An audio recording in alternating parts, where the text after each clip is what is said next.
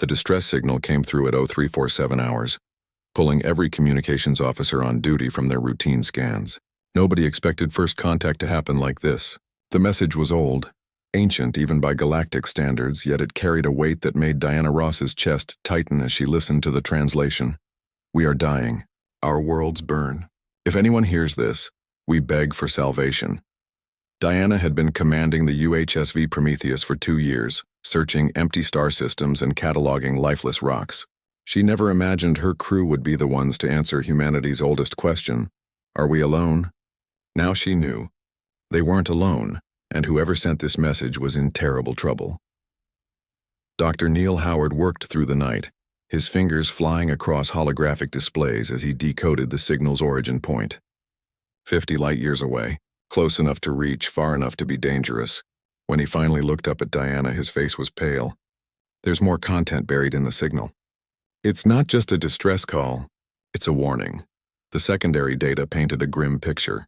An empire called the Ravager Dominion had been sweeping through space, conquering peaceful worlds and enslaving entire species. The Galactic Union, a collection of 47 different alien races, had no way to fight back. Their technology focused on exploration and trade, not warfare. Now they were being exterminated world by world. Diana sent the data back to Earth on a tight beam transmission. The response took 3 days. When it came, General Wade's gruff voice filled her ready room. Come home, Ross. The brass wants a full briefing and we need to decide what humanity's going to do about this. The journey back to Earth felt longer than it should have.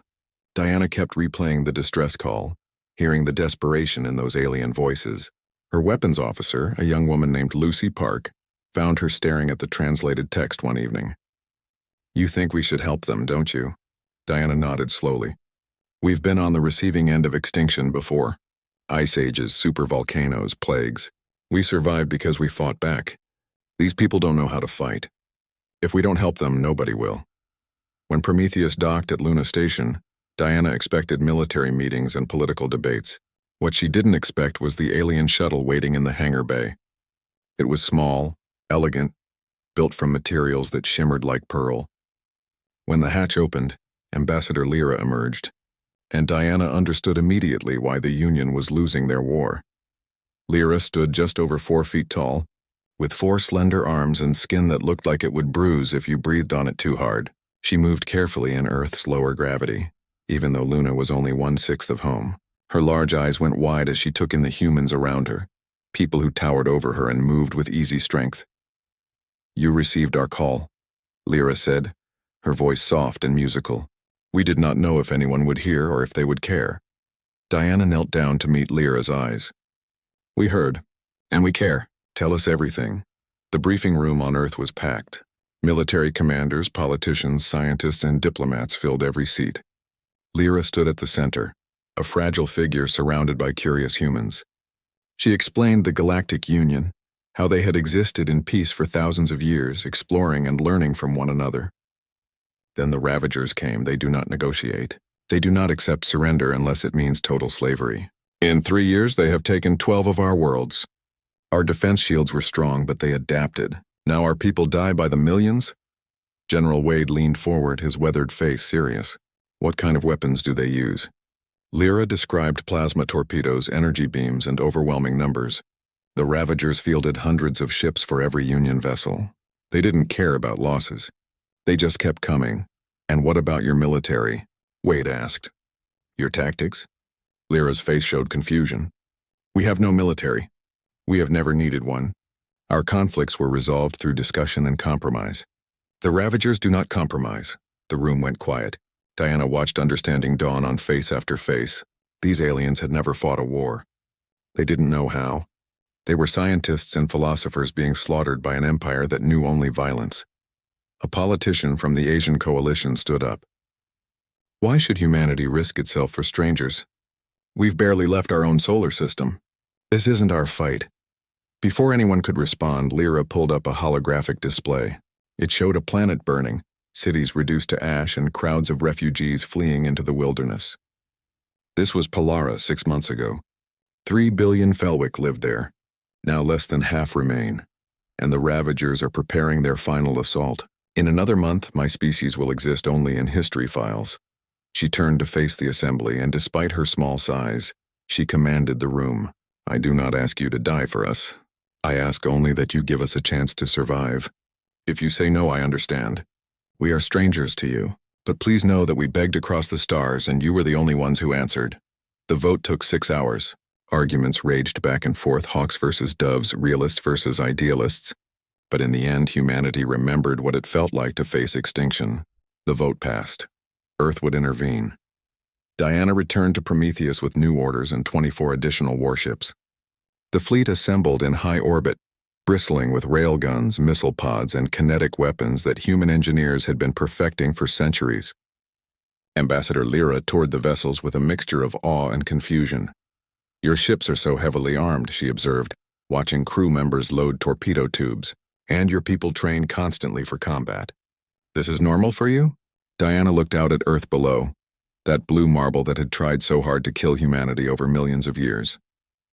We come from a rough neighborhood, Ambassador. Everything on our planet wants to eat us, poison us, or crush us. We learned to be tough or we died. That's why they call it a death world. Lyra touched Diana's hand gently. Then perhaps we were fortunate that deathworlders heard our call. The fleet departed 3 days later, accelerating toward Union space at maximum burn. As Earth shrank in the rear displays, Diana sent one message back to General Wade. We're going to teach the Ravagers that humanity doesn't ignore cries for help, and we're going to show them what happens when you pick on someone smaller than you. In the enemy command ship orbiting Polara, Warmaster Thrak received reports of unknown vessels approaching. He dismissed them with a laugh. More Union ships coming to die. The Ravagers outnumbered them 10-1. This would be over quickly. He had no idea that everything was about to change. The Deathworlders were coming, and they brought firepower the galaxy had never seen. Polara's sun cast long shadows across the dying planet's surface, as 200 Ravager warships maintained their blockade. For 3 months, Warmaster Thrak had been systematically destroying the last pockets of resistance. His victory was days away. Then his sensors picked up the anomaly. 25 unknown vessels dropped out of faster-than-light travel at the edge of the system. Thrak watched the tactical display with mild interest. More Union reinforcements, probably. They always sent more ships to die. It was almost boring at this point. His communications officer reported that the newcomers were hailing them. Commodore Isaac Dunn sat in the command center of humanity's flagship, fingers steepled as he studied the enemy formation. The Ravagers had arranged themselves in a classic siege pattern, confident and exposed. They had no idea they were about to get a history lesson in human warfare. Open a channel, Isaac ordered. His face appeared on Ravager screens across the system, a gray-haired man with calm eyes and a slight smile. This is Commodore Dunn of the Earth Defense Force.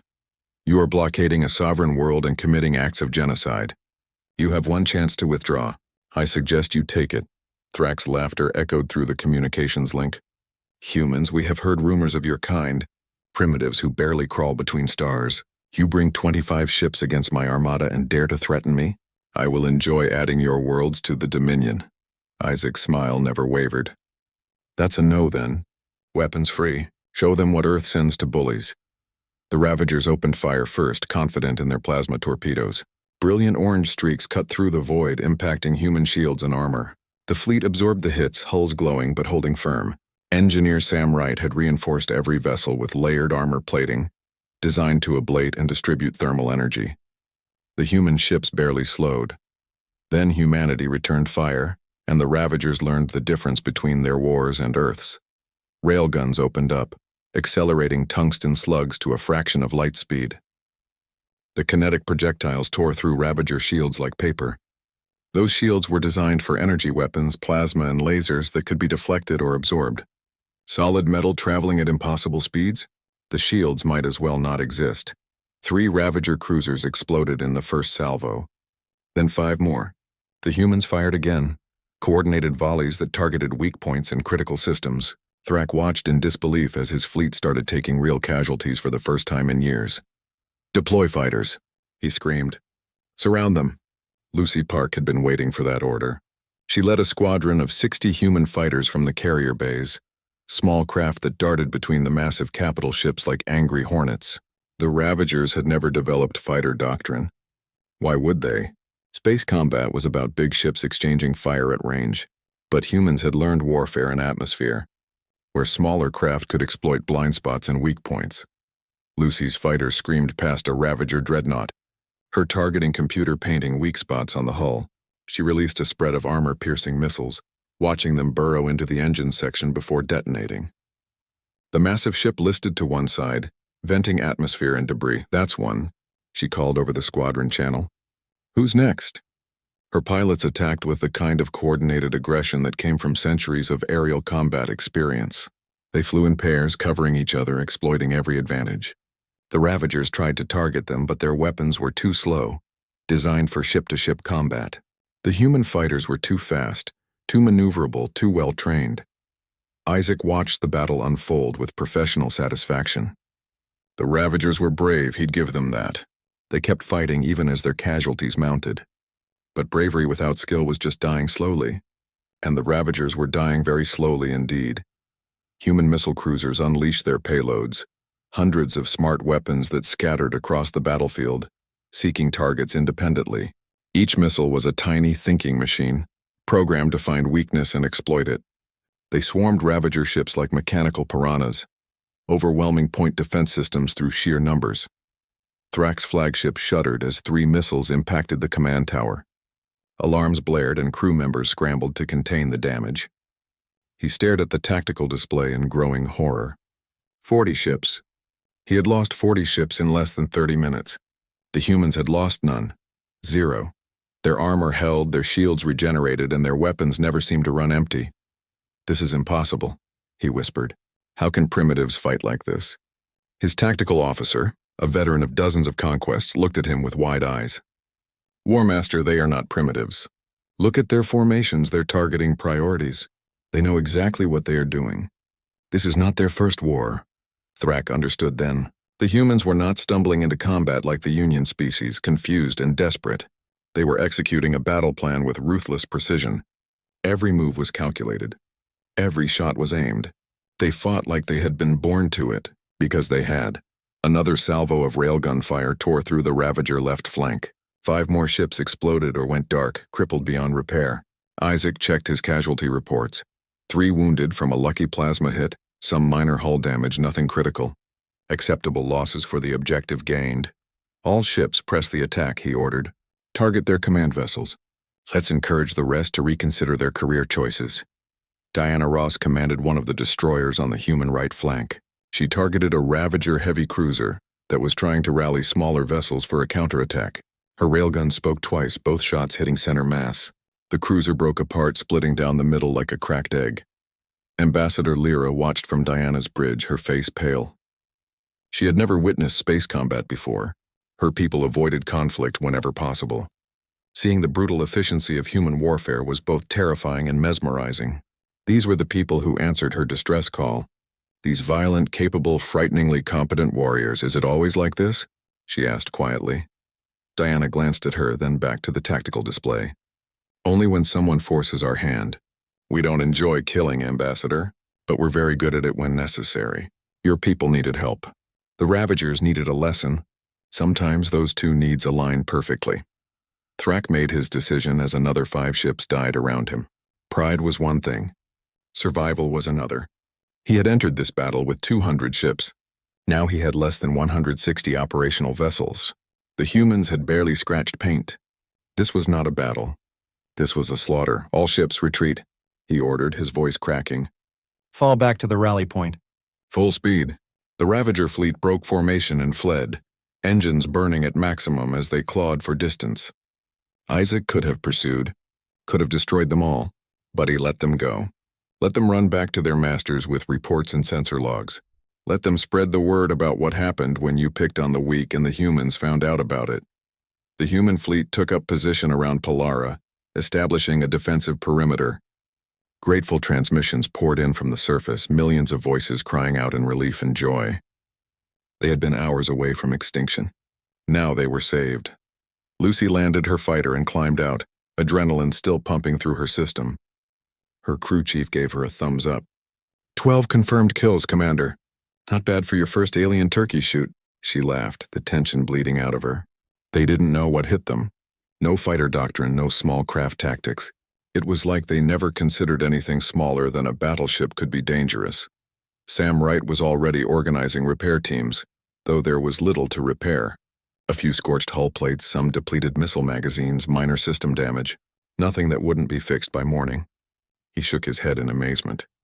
They had just fought 200 enemy ships and come out virtually unscathed. Isaac composed his after-action report for General Wade back on Earth. Engagement successful. Enemy force routed with minimal friendly casualties. Palara is secure. The Ravagers fought bravely but predictably. They rely on overwhelming numbers and energy weapons. Our kinetic doctrine proved highly effective. Recommend we press the advantage before they adapt. On his dying flagship, Thrak transmitted his own report to the Dominion High Command. His hands shook as he recorded the message. The humans are unlike anything we have faced. They do not fear death. They welcome combat. Their weapons ignore our defenses. They fight with a coordination and ferocity that suggest warfare is their natural state. Request immediate reinforcements. Recommend we classify their homeworld and eliminate them before they become a greater threat. Prime Archon Voss received the report in his throne room. He watched the battle footage 3 times, his expression growing darker with each viewing. Then he accessed humanity's data files, stolen from early transmissions. What he saw chilled him to his core. World wars, nuclear weapons, genocides and survivals, plagues and disasters that would have ended any other species. And through it all, humans not just surviving but thriving, growing stronger from every catastrophe. He recognized what the humans were: deathworlders, species from high-gravity, hostile planets that bred strength and violence into their very bones. The galaxy had a few such species. All of them were dangerous. None had been as successful as humanity appeared to be. Voss made his decision. Assemble the Grand Fleet, 1,000 ships. We will crush these humans and burn their worlds to cinders. This threat ends now before it spreads. The war was just beginning, and neither side yet understood how far it would go. Corporal David Mills had seen some rough neighborhoods in Detroit, but nothing prepared him for what waited on Palara's surface. The rescue operation started at dawn, with human Marines spreading through the ruined cities to help survivors trapped in collapsed buildings. What struck David first was how small everyone was. The Felwick people barely came up to his chest, with delicate frames that looked like they might snap in a strong wind. He found a child trapped under a fallen beam in what used to be a school. The young Felwick was crying, calling for his mother in a language David's translator rendered as desperate pleading. Other aliens stood nearby trying to lift the beam, but it was far too heavy for their slight builds. They looked at David with something between hope and fear. David knelt down and assessed the situation. The beam was concrete and steel, probably weighing close to 300 pounds. Back home, it would take 3 or 4 people to move safely. Here, in slightly lower gravity, he might manage alone. He braced himself, found his grip, and lifted. The beam rose smoothly, and the other aliens gasped. David held it steady while they pulled the child free, then set it down gently. The child's mother arrived moments later, swept her son into her arms, and turned to David with tears streaming down her face. She spoke rapidly in her own language, words David didn't need translated. Gratitude was universal. He just nodded and moved on to the next crisis. There were thousands more people who needed help, and his squad had a long day ahead. Dr. Patricia Cole worked in the medical tent that had been set up near the main refugee camp. She had trained for combat medicine, prepared to treat human injuries under fire. What she wasn't prepared for was just how fragile the aliens were. A Felwick with a broken arm came in, and Patricia stared at the X-ray in disbelief. The bones were like bird bones, hollow and light. She could probably break them with her bare hands if she wasn't careful. "How do you survive?" she asked Ambassador Lyra, who was helping translate. "Your bones are so delicate, your immune systems are weak. A fall that would bruise a human could kill you." Lyra smiled sadly. "We survive because we evolved on gentle worlds. Palara has lower gravity than your Earth.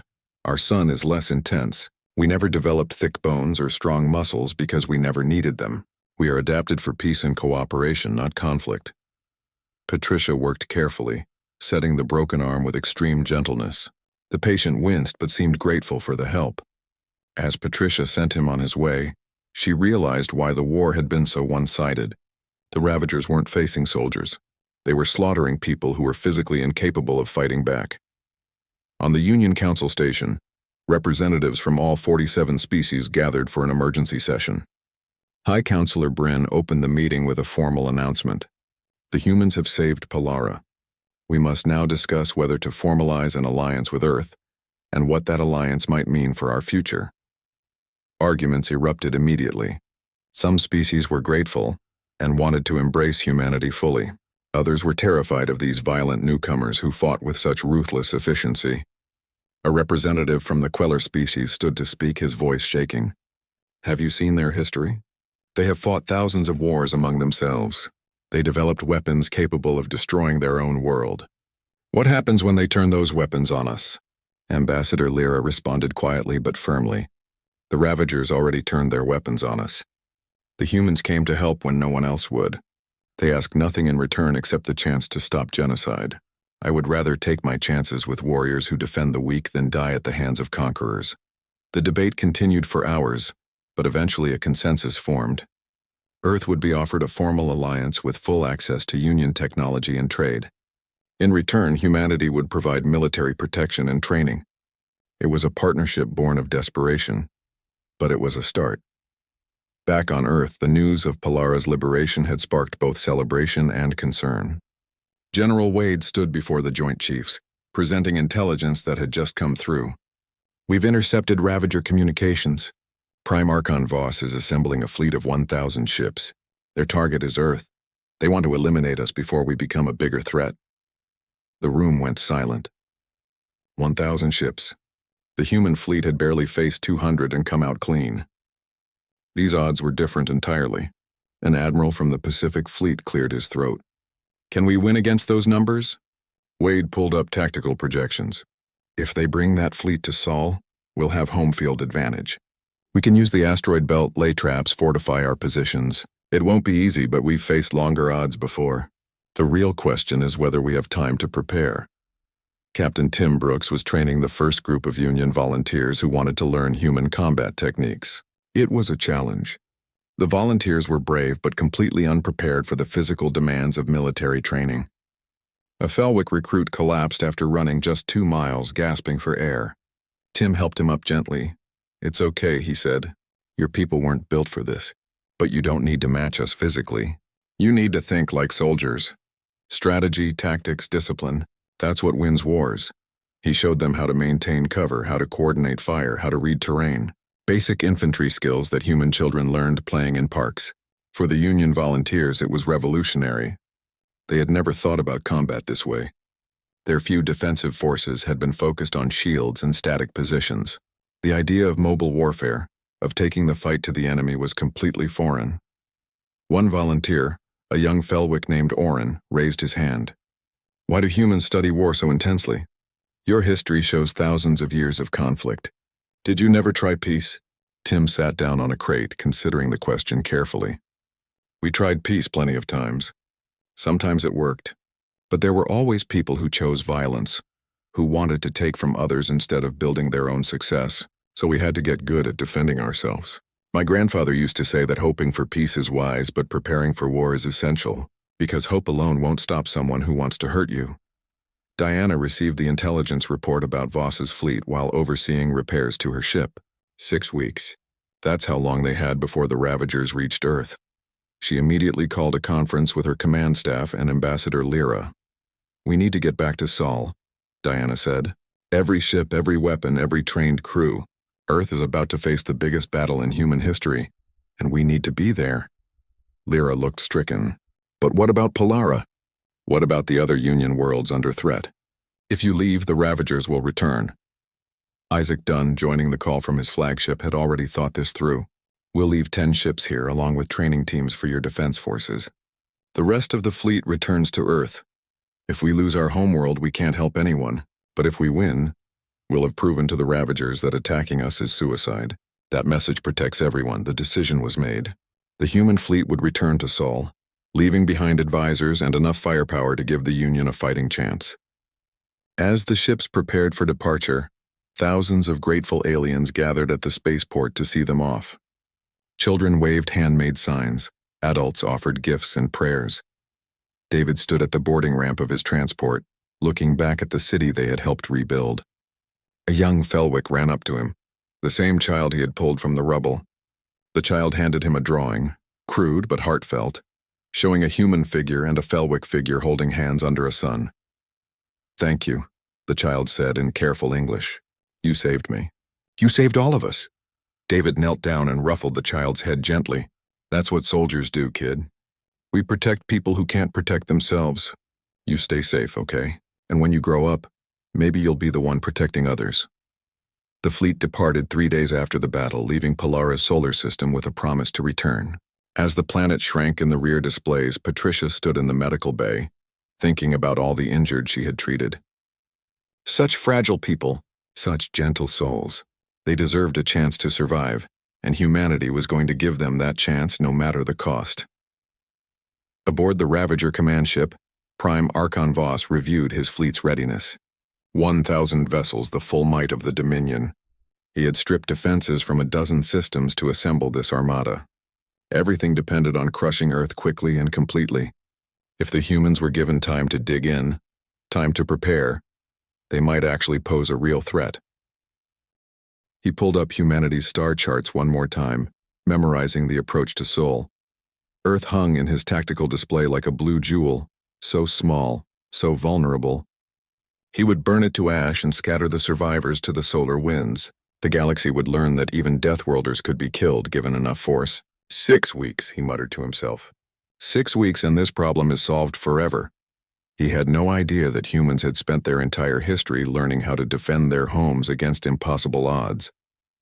He was about to discover that there's a vast difference between attacking a peaceful colony and invading a deathworld defended by warriors who had nowhere left to run. The people of Earth were about to teach the Ravager Dominion a lesson they would never forget, assuming any of them survived long enough to remember it. Representative Omar Silva watched the evacuation shuttles lift off from Sao Paulo, carrying children and non-essential personnel to the outer colonies, Mars, Europa, Titan, anywhere beyond the inner solar system where the coming battle wouldn't reach them. Parents said goodbye to their children with brave faces and breaking hearts. Nobody knew if they would see each other again. This was humanity's choice made democratically and without illusion. They could have run, could have scattered to 1,000 hidden colonies and hoped the Ravagers lost interest.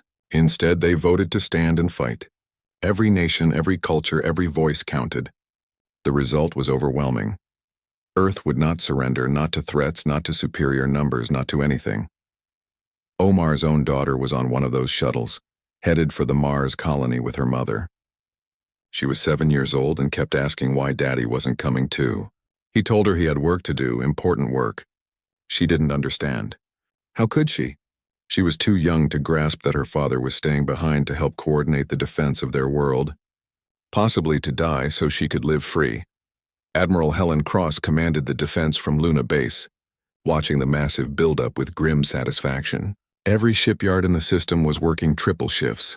Every asteroid mine was excavating resources at maximum capacity. Humanity had 6 weeks to prepare for the largest space battle in their history, and they were not wasting a single second. Chief Rita Moore stood in the construction bay, watching automated systems assemble the 500th defense platform. Each platform was essentially a railgun the size of a bus, mounted on a maneuvering frame with basic shields and targeting computers. They couldn't move fast and they couldn't take much damage, but they could shoot, and they were cheap enough to build by the hundreds. "How many more can we deploy?" Helen asked over the comm. Rita checked her screens, doing math in her head. "At current production rates, another 200 by the time they arrive. We're placing them in layers around Earth and Luna, with concentrations at the likely approach vectors. Even if they take out half of them, the survivors will make the Ravagers pay for every mile they advance." Human ingenuity was on full display throughout the system. Engineers turned cargo haulers into missile boats, welding weapons pods onto civilian vessels. Scientists worked on new electronic warfare systems to disrupt Ravager targeting. Even civilians volunteered for crash courses in damage control and emergency procedures. Everyone wanted to contribute. Ambassador Lyra arrived on Earth with 80 Union ships, every vessel that could be spared from defending their own worlds. The ships had been retrofitted with human weapons, their elegant curves now bristling with railguns and missile tubes. It wasn't much compared to the Ravager fleet, but it represented something important: solidarity. The Union species were no longer running from the fight. They were standing with humanity, come what may. Diana met Lyra at the spaceport, helping her navigate Earth's heavier gravity. "You didn't have to come," Diana said. "We're not asking the Union to fight our battle." Lyra looked up at her human friend with fierce determination. "You fought for us when we were strangers. Now you face extinction for helping us and you expect us to hide? No. We may be fragile, we may be weak by your standards, but we are not cowards. Where humanity stands, the Union stands." The combined fleet grew to 150 human vessels and 80 Union ships. It should have been hopelessly outnumbered against 1,000 Ravager warships. But Helen wasn't planning a fair fight. She was planning an ambush, and the Sol system offered advantages that no other battlefield could match. Helen gathered her command staff for the final briefing. Maps of the solar system filled the holographic display, showing asteroid fields, planetary positions, and planned defense lines. They'll come in fast, expecting to overwhelm us with numbers.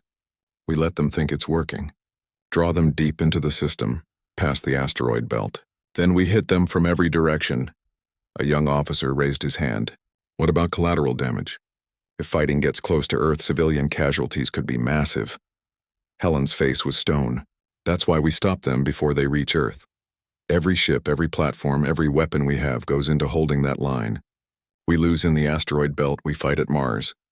We lose at Mars, we fight at Luna. We lose at Luna, we fight in Earth orbit. We do not stop. We do not surrender, and we do not let a single Ravager ship reach the surface. Clear?" The room answered as one. "Clear, ma'am." Across the void, Voss's armada crossed into human-claimed space. Scout ships reported minimal resistance, just a few automated beacons and unmanned sensors. The path to Sol was wide open. Voss smiled. The humans were smarter than the Union species, true, but they were still primitives. 1,000 ships against their pathetic fleet would end this quickly. His intelligence officer approached with a data pad. "Warmaster, we've analyzed the battle at Polara. The humans use kinetic weapons almost exclusively. Our shields are ineffective against solid projectiles." Voss waved off the concern. "So we take more damage. We have the numbers to absorb losses. By the time we reach Earth, even if they destroy half our fleet, we will still outnumber them 5-1. Press forward. Maximum speed." What Voss didn't know was that every sensor his scouts tripped was feeding data back to Helen's command center. She tracked his fleet's approach vector, speed, and formation. When his ships entered the outer asteroid belt, she sprung the first trap. 300 defense platforms, hidden in the rocks and powered down to avoid detection, came online simultaneously. Their railguns opened fire in a coordinated barrage, tungsten slugs screaming through space at relativistic speeds. 20 Ravager ships died before they even knew they were under attack. Voss's formation scattered, trying to locate the attackers. But the platforms were small, hidden among millions of asteroids, and kept moving after each shot. His ships fired back wildly, destroying rocks but missing most of the actual threats. Meanwhile, more platforms activated from different positions, maintaining a steady drumbeat of casualties. "They've mined the entire belt," his tactical officer shouted. "We're taking heavy losses, Warmaster." Voss gritted his teeth. "Push through. We knew there would be resistance. Once we clear this field, we'll have open space to maneuver." But the asteroids were just the beginning. As the Ravager fleet emerged from the belt, human ships appeared from behind Mars, hitting them in the flank. Lucy Park led her fighter squadrons in diving attacks, exploiting the confusion. Her pilots had spent 6 weeks training for this moment, practicing coordinated strikes until they could execute them blind. The human fleet didn't try to match the Ravagers head-on. Instead, they hit and ran, firing volleys and then retreating behind Mars's orbital path. The Ravagers pursued exactly as Helen wanted. She was drawing them deeper, making them commit, spreading their formation thin. Union ships joined the harassment campaign, their crews nervous but determined. They weren't as skilled as human crews, but they followed instructions and provided supporting fire. A Felwick captain named Orin commanded one of the Union vessels, his small hands gripping the command chair as plasma torpedoes lit up the void around him. "Fire missile spread. Target their engines," he ordered, proud that his voice barely shook. His crew obeyed, launching a volley that crippled a Ravager frigate. It wasn't much, but it was something. They were fighting back, and that felt like victory all by itself. The running battle continued for 12 hours. The Ravagers lost ships steadily, death by 1,000 cuts. Voss grew increasingly frustrated. His fleet was being bled, but they were making progress. Earth was only days away now. He could see it on the long-range sensors, that blue marble the humans called home. Soon it would burn. Helen watched the tactical display with cold calculation. The enemy had lost 150 ships so far, but they kept coming. Time for the next phase. She opened a channel to all defensive forces. All units, fall back to Luna. Prepare for final engagement. The human and Union fleets retreated to Earth's moon, taking positions among the orbital stations and defense platforms. The Ravagers followed, smelling blood, thinking victory was close. They accelerated toward Luna, weapons charged, ready to destroy the last resistance and claim Earth. Then Helen gave the order that would define the battle. Execute Omega Protocol. Hit them with everything. Every ship, every platform, every weapon system within 1,000,000 miles of Luna opened fire at once. The void lit up like a supernova as thousands of railgun rounds, missiles, and energy weapons converged on the Ravager fleet. The concentrated firepower was beyond anything Voss had imagined possible. His shields, already weakened from the running battle, collapsed under the onslaught. Ships exploded by the dozens. Voss's flagship took multiple hits, systems failing across all decks. Alarms screamed and crew members scrambled for damage control. He stared at the tactical display in horror, watching his armada dissolve before his eyes. In less than an hour, he had lost 300 ships. 300. All forces concentrate fire on their command ships, Helen ordered. Take out their leadership.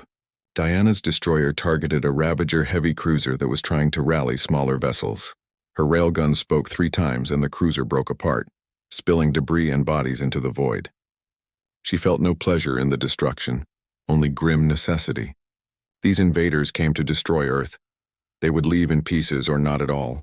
The battle raged through the night, visible from Earth's surface as a light show in the sky. Children watched from bunkers, seeing flashes and streaks as ships died in orbit. Parents held them close, praying to whatever gods they believed in that morning would bring victory. 18 hours after the battle began, Voss made the call. His fleet was shattered, less than 500 ships remaining out of the 1,000 he brought. The humans had lost 30 vessels, the Union another 20. The math was devastating.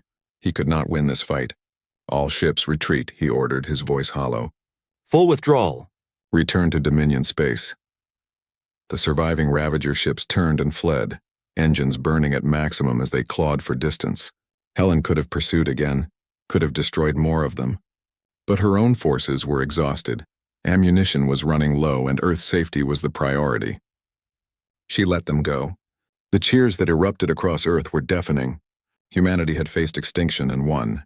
The Ravagers had brought their full might against a single death world, and that world had broken them. Messages poured in from Union worlds, celebrating the victory, praising human courage. But Helen didn't celebrate. She stood in the command center, looking at the casualty reports and the debris field around Luna. 50 ships lost, thousands of crew members dead. This was the cost of victory, paid in blood and sacrifice. Ambassador Lyra found her there, small hand resting on Helen's arm. Your people saved us all today. Not just Earth, not just the Union. You showed the galaxy that tyrants can be defeated. Helen looked down at the fragile alien with tired eyes. We showed them that attacking Earth is a bad idea. Now we need to make sure they never try again. That means taking the fight to them. The defense of Earth was over, but the war was far from finished. Colonel Grace Reed studied the planetary scans of Havras Prime. The first Ravager-occupied world humanity planned to liberate. Intelligence showed 3 divisions of Ravager ground forces, automated defense turrets, and a population of enslaved Queller being worked to death in mining operations. Grace had liberated towns in Africa during the resource wars. This would be bigger. But the principle remained the same. Get in hard, hit fast, and don't let the enemy recover. Her landing force consisted of 5,000 human Marines and 2,000 Union volunteers who had completed combat training. The volunteers were still fragile by human standards, but they knew the terrain, spoke the local languages, and understood alien psychology better than any human could. They would be invaluable for winning hearts and minds after the shooting stopped. The assault began at dawn, with human dropships screaming through Havras Prime's atmosphere like falling meteors. Ravager anti-air systems opened fire, But their tracking computers couldn't keep pace with the dropship's evasive maneuvers. Human pilots had learned atmospheric combat dodging, surface-to-air missiles on Earth. Alien targeting systems were sophisticated but predictable. Grace's dropship hit dirt 3 miles outside the main mining complex. Ramps dropped and Marines poured out, weapons ready, scanning for threats. The Ravagers were waiting with armored vehicles and infantry, but they had never fought combined arms warfare before. They treated ground combat like a siege with static positions and overwhelming firepower. Human doctrine was different. Grace deployed her forces in a fluid advance, with infantry supported by light armor and air support. Drones scouted ahead, marking enemy positions. Artillery teams set up behind hills, ready to provide fire support. When the Ravagers opened fire, humans didn't charge into the teeth of their defenses. They went around using terrain and cover, isolating strong points and reducing them one by one. Pilot Officer Jason Lee flew close air support in an attack helicopter, watching the ground battle unfold below. When Grace called for fire on an enemy strongpoint, Jason rolled in with rockets and chain guns. The Ravager position disappeared in a cloud of fire and debris. He pulled up, dodged return fire, and circled for another pass. "Ground forces, this is Falcon 2. He called over the radio.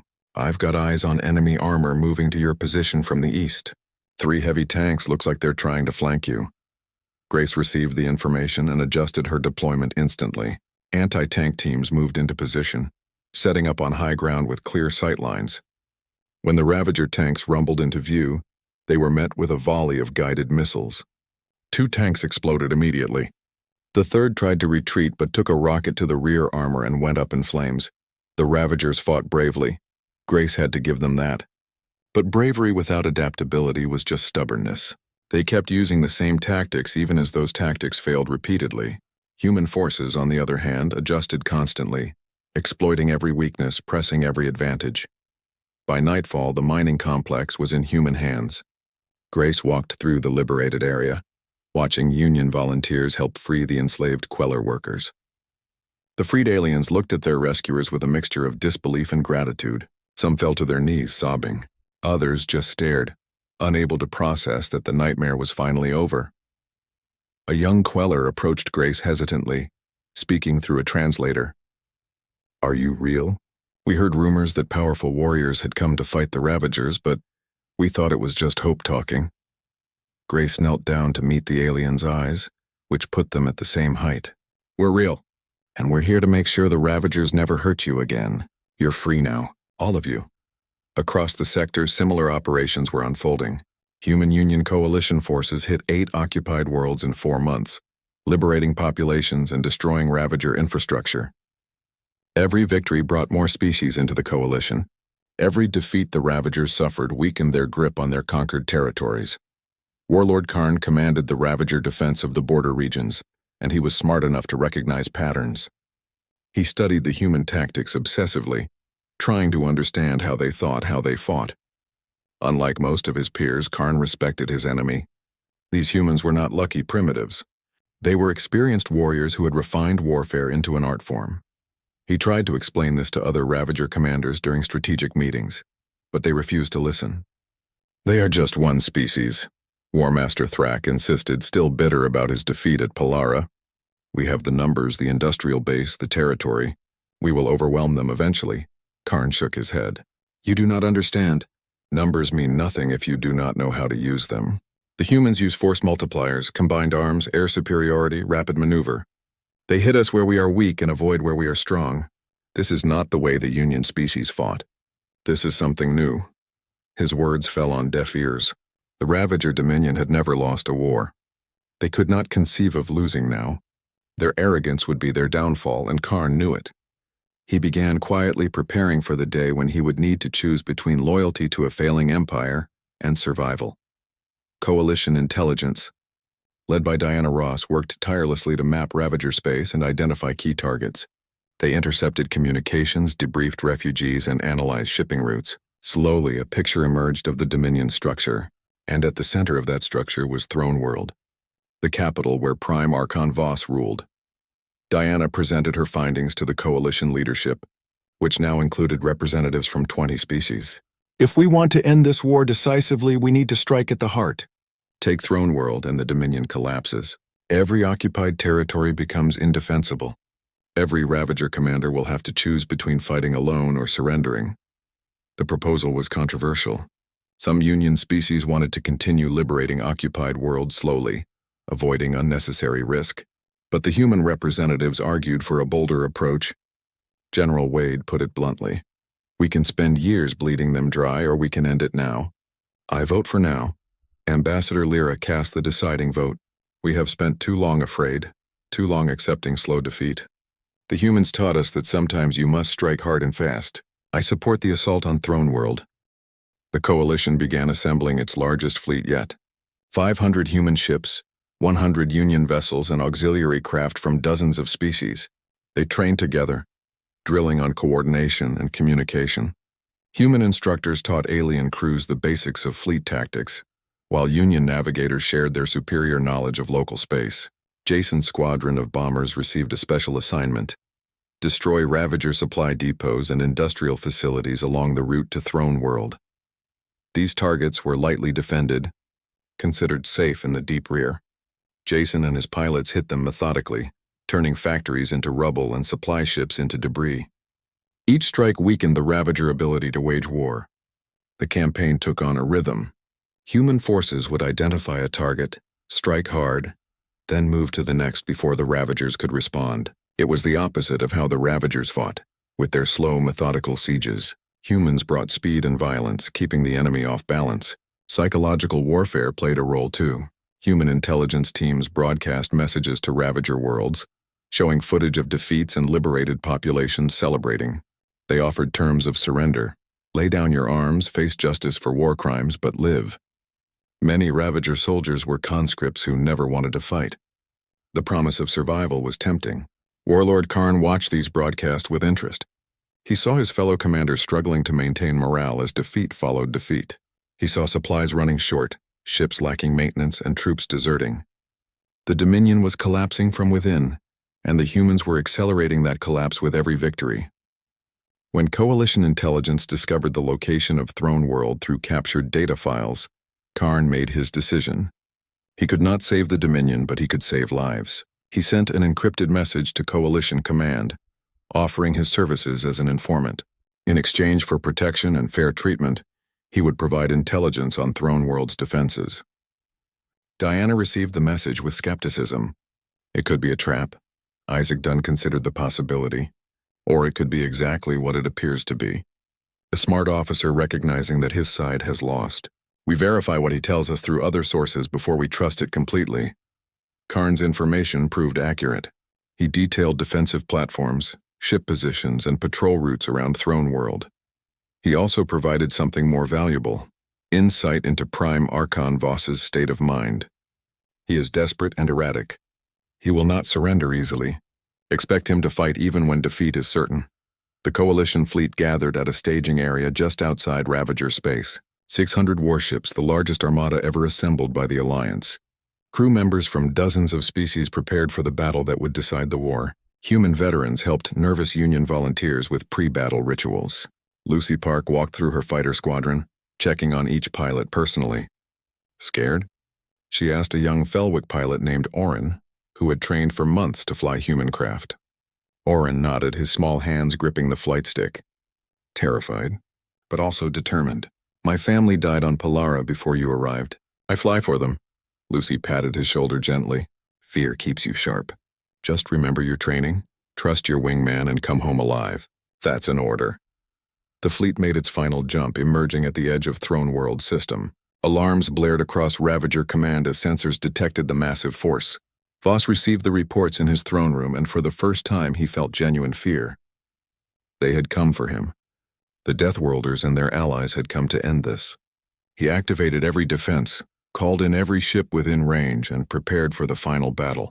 If the Dominion would fall, it would fall fighting. Voss would not surrender, would not negotiate, would not show weakness. He would make the humans pay for every mile they advanced.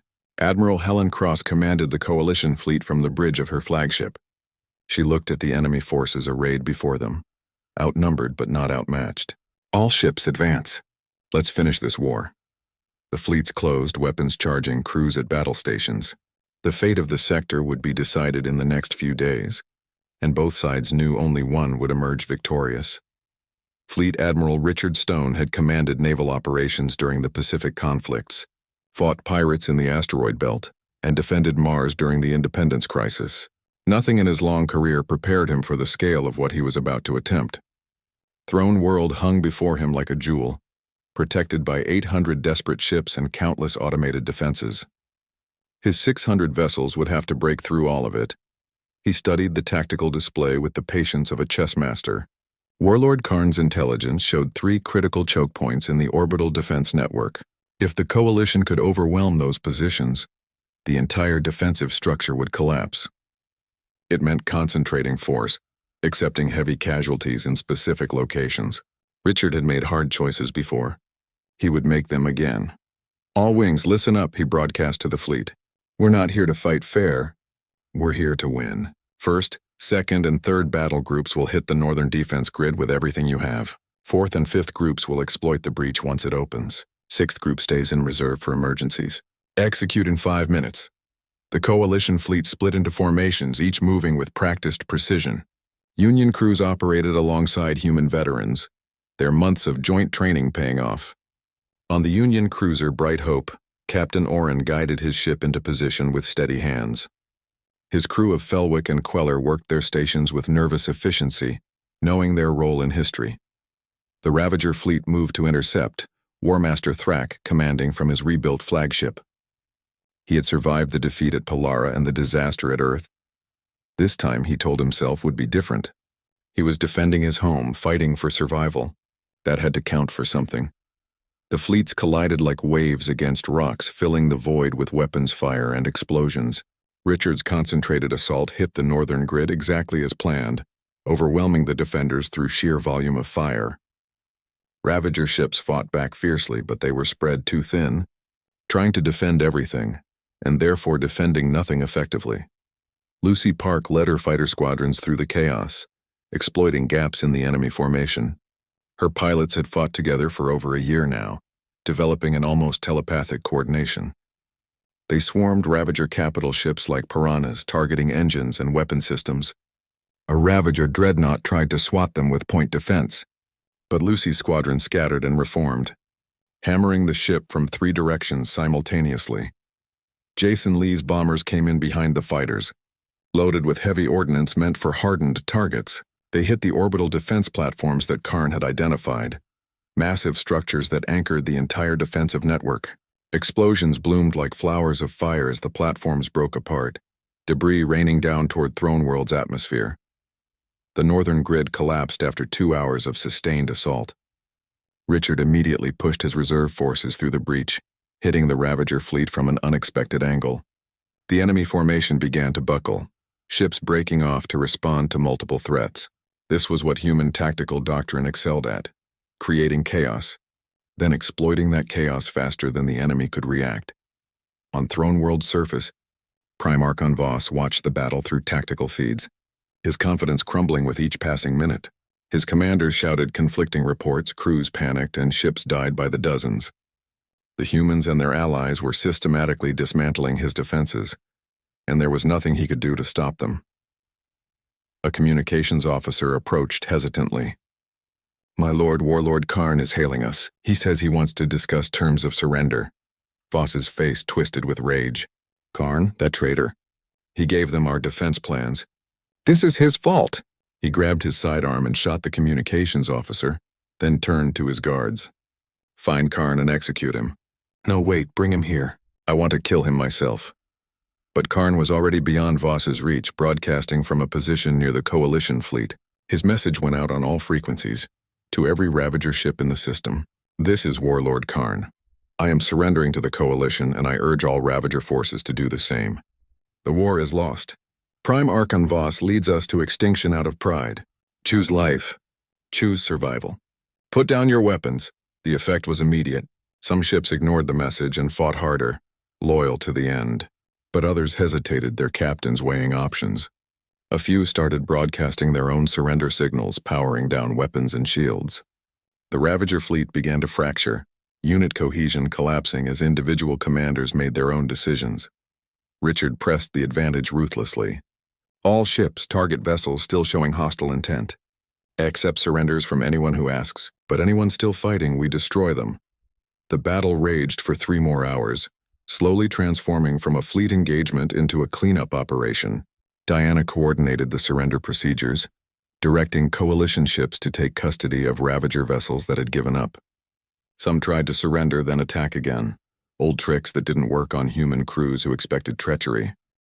Grace Reed led the ground assault on Throne World's capital city, landing with her Marines while the battle still raged overhead. Ravager ground forces were disorganized and leaderless, fighting more out of habit than any coherent strategy. Human troops advanced methodically, securing districts and protecting civilians who wanted no part of their leader's final stand. Sergeant Paul Grant's squad was tasked with securing the palace complex where Voss had barricaded himself. Intelligence showed about 200 loyal guards still with him, prepared to fight to the death. Paul had no interest in a bloodbath. He set up outside the main entrance and used loudspeakers to broadcast an offer. Primarch on Voss, this is Sergeant Grant of the Earth Defense Force. Your fleet is destroyed. Your empire is finished. You can surrender with dignity, or we can come in and drag you out. Either way, this ends today. Make the smart choice. Voss's response came in the form of plasma fire from the palace walls. Paul sighed and gave orders to his squad. Okay, we tried. Breaching teams, go loud. Rest of you, cover fire. Let's get this over with. The assault on the palace was brief but intense. Ravager guards fought with desperate courage, but they were defending static positions against troops trained in urban warfare. Human breaching charges blew doors off hinges. Drones scouted corridors ahead of advancing squads. When guards tried to set up ambushes, they found themselves flanked by humans who had studied the palace layout and knew every back passage. Voss made his last stand in the throne room, surrounded by his most loyal followers. When Paul's squad breached the final door, they found him sitting on his throne, weapon in hand. For a moment, nobody moved. Then Voss raised his weapon, not to fire at the humans, but to place it against his own head. I will not be judged by primitives, he said. The Dominion dies with me. He pulled the trigger before Paul could stop him. The guards, seeing their leader's death, lost their will to fight. They dropped their weapons and surrendered. The war was effectively over. Word of Voss's death spread through the remaining Ravager forces within minutes. Resistance collapsed system-wide. Ships that had been fighting lowered their shields and requested terms. Ground forces threw down their weapons. In less than a day, the Ravager Dominion ceased to exist as a functioning government. Empress Shala, Voss's daughter, emerged from hiding in the palace bunkers. Unlike her father, she was a pragmatist who understood when a war was lost. She approached Paul with her hands raised, speaking carefully. I am Shala, heir to the Dominion. I wish to discuss terms of surrender. Paul contacted command and Diana arrived to handle the negotiations. Shala was young, barely into adulthood by Ravager standards, but she carried herself with dignity despite the circumstances. Diana felt a twinge of sympathy. This young woman had inherited a collapsing empire, built on atrocities she probably didn't commit. The terms are non-negotiable, Diana said firmly. Complete disarmament. Release of all prisoners and enslaved populations, war crimes trials for those responsible for atrocities, reparations to the species you conquered, and the Dominion becomes a protectorate of the coalition until you've proven you can govern peacefully. Shala listened without interruption, then nodded slowly. I accept these terms. On behalf of the Ravager people, I formally surrender. The signing ceremony happened 3 days later on Throne World's surface, broadcast across the galaxy. Shala signed first, her hand shaking slightly.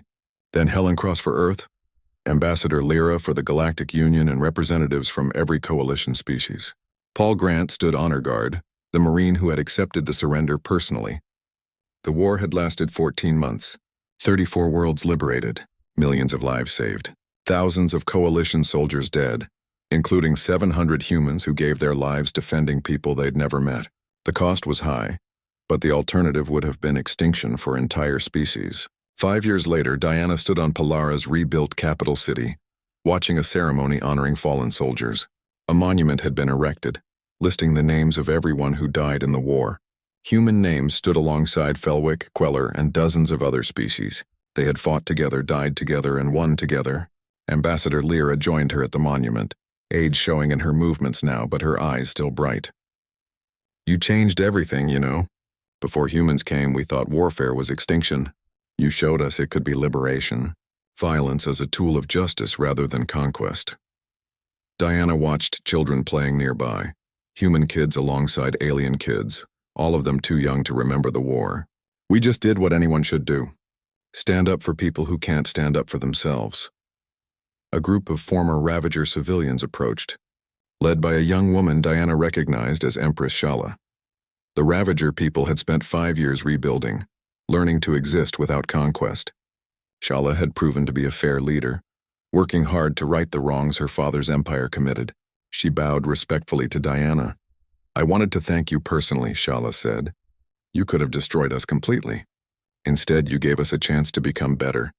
Many of my people thought we needed conquest to survive.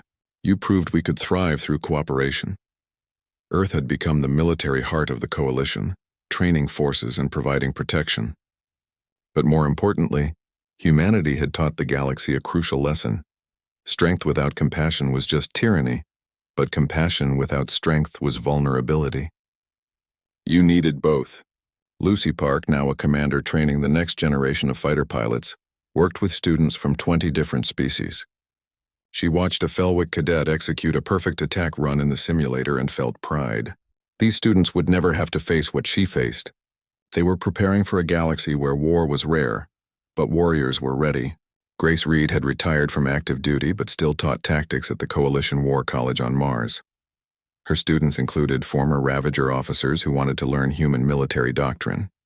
She was tough on them, never letting them forget what their empire did but fair in teaching them how to defend rather than conquer. On Earth, Representative Omar Silva watched his daughter graduate from university with a degree in xenobiology. She had grown up during the war, spent formative years on Mars waiting to see if her father would survive. Now she wanted to study alien species, to understand the diversity of life humanity had discovered. He couldn't have been prouder. General Wade, now retired, gave a speech at a military academy graduation. He looked at the young faces before him, human and alien alike, and spoke from the heart. "You represent something new in this galaxy, a generation raised knowing that different species can stand together, that the strong can protect the weak without exploiting them. That peace is built on the foundation of those willing to fight for it. You are that foundation." In the years since the war, dozens of new species had joined the coalition. Some had been hiding from the Ravagers, others had been isolated. A few were newly discovered. They all looked to humanity's example. Be strong, be ready, but use that strength to build rather than destroy. The distress call that started everything had been answered not just with firepower, but with hope. The Deathworlders came when called, fought when necessary, and then helped rebuild what war had destroyed. They proved that survival didn't require cruelty, that strength could be used for good, and that sometimes the scariest warriors were the ones most committed to peace. Diana stood at the monument as the sun set over Palara, casting long shadows across the names of the fallen. She touched a name gently, a crew member from her ship who died at the Battle of Throne World. "We answered the call," she whispered. "And we'd do it again, every single time." The galaxy would never forget the day they called for help and Deathworlders answered with firepower. But more importantly, they would never forget that those same Deathworlders stayed to help rebuild, to teach, to protect. Humanity had proven itself worthy not just through victory in war, but through compassion and peace. That was the legacy that would endure long after the last battles were forgotten. The stars shone overhead, the same stars that had carried that desperate distress call so long ago. Now they looked down on a galaxy forever changed, where the weak were protected, tyrants were stopped, and those who called for help would always find someone willing to answer.